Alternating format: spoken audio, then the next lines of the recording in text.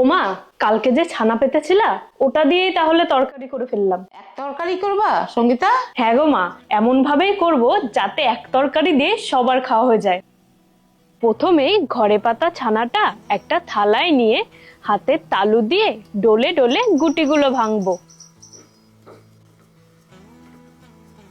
1 চামচ ময়দা আর অল্প ঘি দিয়ে একটু নরম করে মেখে বড়ার আকারে যে কটা গোল্লা হয় করে নেব।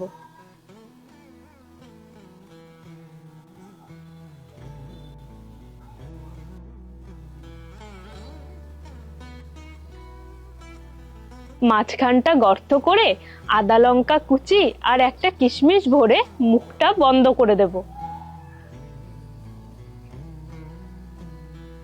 কড়াইয়ে তেল গরম করে গোল্লাগুলো একে একে ছেড়ে হালকা লালচে করে ভেজে তুলবো।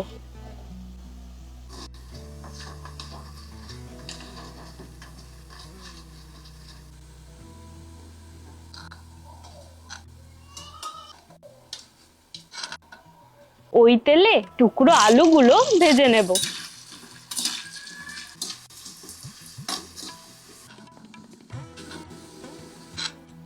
কড়াইয়ে তেল কিছুটা কমিয়ে রেখে ফোড়ন দেব গোটা জিরে, তেজপাতা আর শুকনো লঙ্কা। নেড়ে চেড়ে আদা কাঁচা লঙ্কা বাটা, জিরের গুঁড়ো, টক দই, নুন, হলুদ, কাশ্মীরি লঙ্কার গুঁড়ো আর অল্প মিষ্টি দিয়ে কষবো। মশলা ভালো মতো কষা হলে মটরশুঁটি আর ভাজা আলু দেব।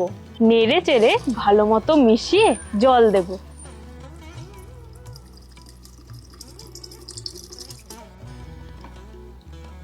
ঝোল ফুটে আলু সেদ্ধ হলে ছানার বলগুলো দিয়ে লো ফ্লেমে রান্না করব।